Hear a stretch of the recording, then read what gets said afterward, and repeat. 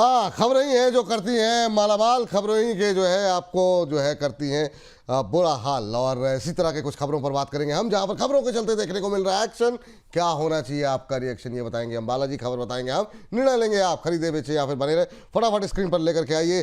कम समय में ज़्यादा शेयरों को कवर करना है। सेल, वाह क्या शानदार रैली, और यहाँ पर देखने को मिल रही 6.25% ऊपर। और मैम इसने अपना पहला मतलब जो है एक तरीके से कह सकते हैं ब्रेकआउट, यहाँ पर बहुत लंबे समय के कंसोलिडेशन के बाद ब्रेकआउट आया है।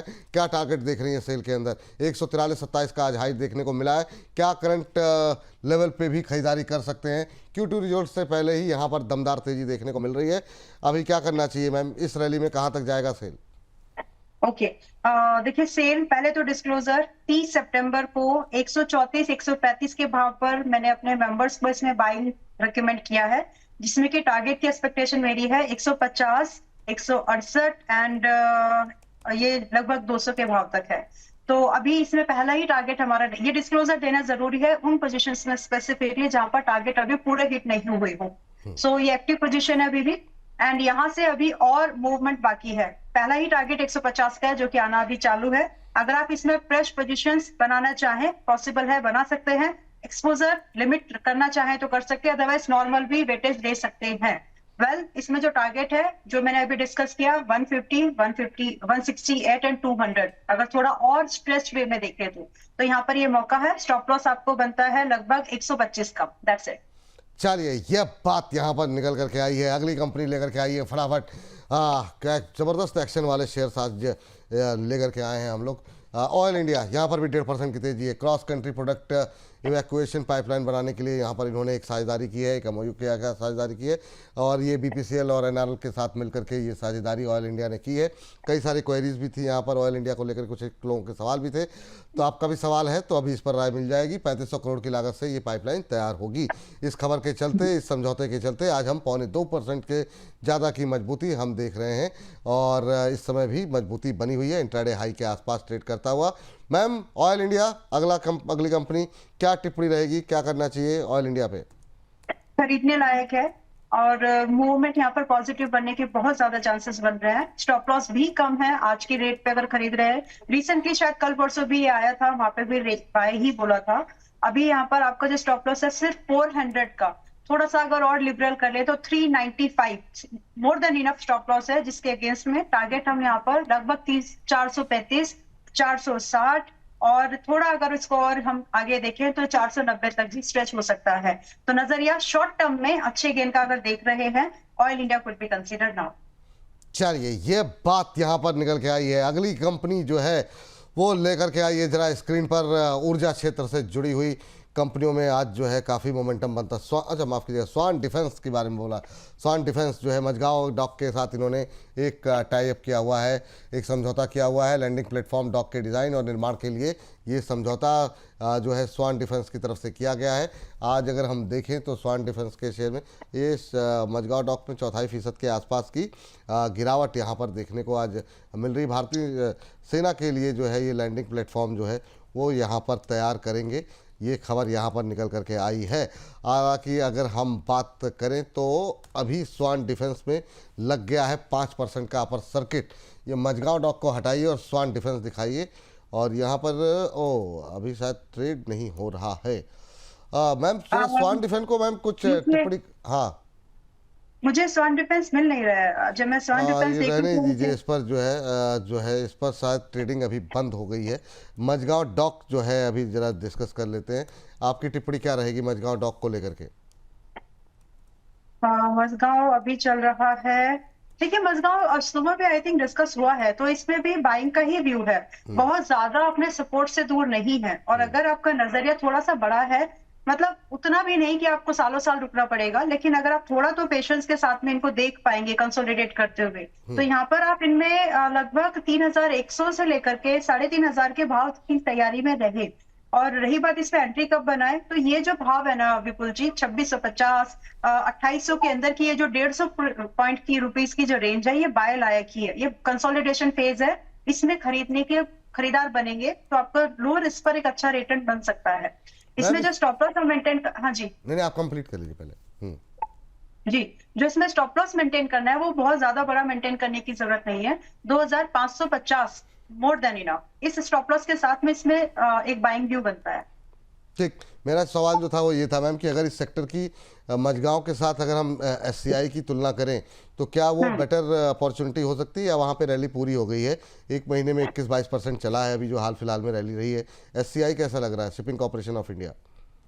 देखिए, अगर आपको दोनों में से एक पिक करना है तो आप एससीआई को अभी भी पिक कर सकते हैं, क्योंकि इसमें जो वैल्यूएशन वाइज है वो ज्यादा कंफर्ट है। हालांकि जो रिटर्न परसेंटेज है वो मस्टॉक में ज्यादा बेटर बनेंगे।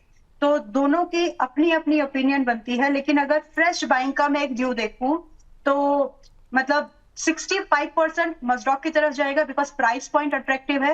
एंड रिमेनिंग अगर 35% एससीआई में भी रह सकते हैं। तो ये एक नजरिया है जो इसमें बनता है अभी केसीआर का।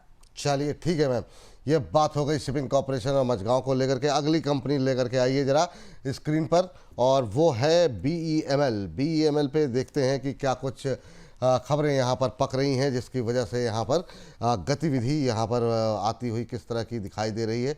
अगली कंपनी स्क्रीन पर लेकर के आ जाइए। और दीनदयाल पोर्ट के साथ डीएमआरसी और यूटीआईपीएल के साथ इन्होंने एक एमओयू साइन किया है।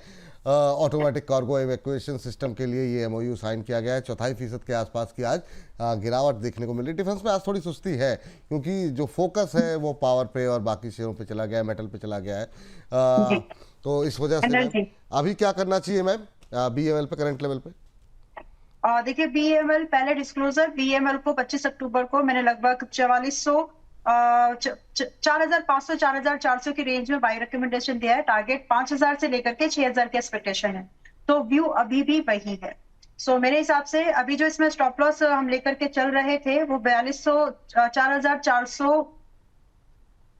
4240 के आसपास में है। तो अगर आप कंसीडर करना चाहें एक स्टॉक को जिसमें ऑर्डर बुक बढ़िया है, जिसकी वैल्यूएशन ठीक ठाक है, तो BEML could be the one. तो इसमें बाइंग की व्यू लेकर के आप इसमें एक फ्रेश लॉन्ग पोजीशंस को इनिशिएट कर सकते हैं। और इसमें जो टारगेट की एक्सपेक्टेशन रखेंगे, जैसे मैंने अभी बोला, 5000 का एक बेयर मिनिमम टारगेट है जो आ सकता है। एंड दूसरा टारगेट इसमें हमें लगभग शॉर्ट टर्म की बात करेंगे तो 5350 तो पॉसिबल है ही।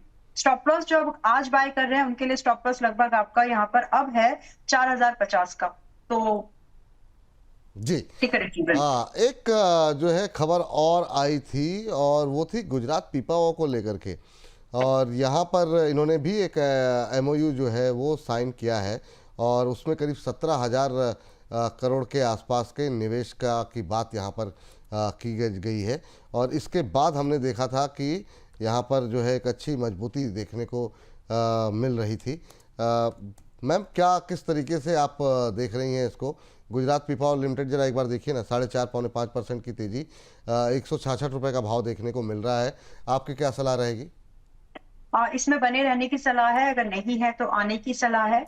और जो इसमें स्टॉप लॉस मेंटेन करना है थोड़ा सा बड़ा, लेकिन मोर देन इनफ रहेगा 145 के स्टॉप लॉस पर। यहाँ जो हम टारगेट की एक्सपेक्टेशन रखेंगे 180 से लेकर के लगभग 200 का। और ये नजरिया सिर्फ कुछ हफ्तों की मैं बात कर रही हूँ। तो शॉर्ट टर्म में स्विंग ट्रेडिंग में एक व्यू बनता है यहाँ पर पॉजिटिव। और मोटा मोटा अगर हम बात करें आज के रेट से लगभग 20-22% का गेन बन सकता है एट द रिस्क ऑफ 12%। तो 1:2 का यहाँ पर पॉसिबिलिटीज है। चलिए ठीक है। दो कंपनियां और, चूंकि अब तक हमने जितनी कंपनियां डिस्कस की हैं ना, तो सारी की सारी पीएसयूज हैं। सेल, ऑयल इंडिया, मझगांव डॉक, एससीआई, बीईएमएल। दो कंपनियां और मैं पीएसयू डिस्कस करना चाहूँगा, और पीएसयू के इर्द गिर्द ही थंब लगाएंगे। एक है आईओसी, 5.5% 5% के आसपास की मजबूती सुबह से, और दूसरा है पावर क्षेत्र से जुड़ी हुई आरईसी, जिस पे काफ़ी अच्छा मोमेंटम बनता हुआ दिखाई दे रहा है। और आरईसी पे आज सुबह एक अरुण जी की तरफ से कॉल भी आई थी। तो पहले मैम आईओसी पे क्या व्यू रहेगा, उसको देखिए जरा। क्या यहाँ पर नई खरीदारी करने की कोई गुंजाइश है? बिल्कुल जी, नई खरीदारी का एक व्यू तो है। मुझे डेट नहीं पता है, लेकिन रिसेंटली हमने इसको कवर किया था अपनी वीडियोस में। नई खरीदारी की सलाह है यहाँ पर। और यहाँ से जो टारगेट और बनते हैं वो लगभग 172 का पहला एक्सटेंडेड टारगेट है। 165 था वैसे मेरे लिए, लेकिन आज के भाव के हिसाब से 172 एक नया टारगेट है जो कि अचीवेबल हो रहा है आने वाले टाइम में। एंड फिर तो फ्रेश हाई की बात होगी। तो 172 के लिए तो आसानी से इसमें आया जा सकता है। स्टॉप लॉस भी छोटा है, 152 का ही मेंटेन करना है बस। ठीक। और मैम दूसरा मैंने कहा था आरईसी, एक और हाँ, वो भी अच्छे मोमेंटम में है और इस समय 4.25% ऊपर नए उच्चतम स्तर बनते हुए, और इस तरह की रैली कम रहती है इस तरह के शेयरों में इतनी तेज रैली। तो जरा आरईसी और पीएफसी दोनों देख लीजिए, दोनों ही एक 4.25% ऊपर है, एक 3% ऊपर है। पीएफसी इनफैक्ट 400 भी क्रॉस कर गया जी। आपने रेक लिमिटेड बताया है और दूसरा पहली आरईसी और दूसरी पीएफसी, दोनों ही एक ही मतलब चाल में चलते हुए दिखाई देते हैं। पहले रूरल ओके। इलेक्ट्रिफिकेशन कंपनी जरा देख लीजिए जी। देखिए आरईसी जो है अभी 384 के भाव पर है एंड जिनको भी एक मोमेंटम स्टॉक पकड़ना है लो रिस्क पर, वो इसको देख सकते हैं आज की डेट में, जिसमें कि जो हमारे टारगेट्स बनते हैं वो लगभग 405 का मिनिमम टारगेट है एंड दूसरे टारगेट की अगर मैं बात करूंगी तो लगभग आपको होल्ड कर सकते हैं। तो दूसरा टारगेट आपको काफी स्ट्रेस्ड है जो कि 450 का मिलने के चांसेस है। Stop loss comparatively extremely low है जो कि लगभग 360 का इनफ है। तो इसमें एक व्यू बनता है पॉजिटिव, तो इसमें जरूर इसमें एक नजरिया रख सकते हैं। ठीक। दूसरा आपने स्टॉक दिया है पीएफसी। एक पावर सेकंड। फाइनेंस, जी हाँ बिल्कुल। हाँ जी, हाँ जी। एक second, just give me 1 minute only. हाँ कोई बात नहीं है, आराम से। पावर फाइनेंस में अगर देखें तो ये एक अच्छा मोमेंटम बनता हुआ दिखाई दिया है और जो है दोनों ही शेयर आज अच्छा परफॉर्म करते हुए दिखाई दे रहे हैं। काफ़ी दिनों के बाद ये रैली आती हुई दिखाई दी है। लोअर लेवल्स पर आ गए हैं ना, तो कई बार क्या होता है, जैसे अभी अभी एक बात हुई थी कि स्टॉक उस लेवल पर आ गया कि जहां से उठना शुरू हो जाना चाहिए, तो ये वही लेवल्स बन गए हैं अभी। Well, coming back to PFC, जहां से अब ये 406 के आसपास में अब ये चल रहा है एंड यहाँ से एक रिबाउंड बहुत अच्छा बनता है। बहुत लंबा कंसोलिडेशन हो गया, तो इट्स ओवर नाउ, जिसमें कि टारगेट की एक्सपेक्टेशन हम लोग देखेंगे तो अप्रोक्सीमेट हमें यहाँ से 435 का एक फर्स्ट टारगेट मिलता है विपुल जी, और दूसरा टारगेट हमें यहाँ से आराम से लगभग 480 का, और जो स्टॉप लॉस है वो भी बहुत ही छोटा सा है, चुटको मुटको हम बोल सकते हैं इसको। तो इट जस्ट एट 385, 385 के स्टॉप लॉस पर आप ये समझे कि आपको एक अच्छा खासा लगभग 18% का गेन की बात हो रही है, जिसमें कि रिस्क सिर्फ 3 से 4% है। मैम थैंक यू करने का टाइम हो गया आपको। पीसीआर की टीम लगातार प्रेशर बना रही है, तो डिस्क्लोजर के साथ साथ अगर टाटा कैपिटल के रिजल्ट आए हैं उस पर भी अगर आप टिप्पणी करते हुए जाएं तो बड़ी मेहरबानी होगी। टाटा कैपिटल के रिजल्ट के बाद बहुत लोगों के आज सवाल हैं टाटा कैपिटल को लेकर क्या करना चाहिए, तो उसके कमेंट के साथ आप अपना डिस्क्लोजर भी अगर आप बता सकें मैम। देखिए टाटा कैपिटल को डिप में खरीदने की कोशिश कीजिएगा, अगर ये डिप में मिल जाए आपको, जो कि जिनके पास है वो भी बता दीजिएगा क्या करें। जिनके पास है तो वो बुक कर लीजिए फिर।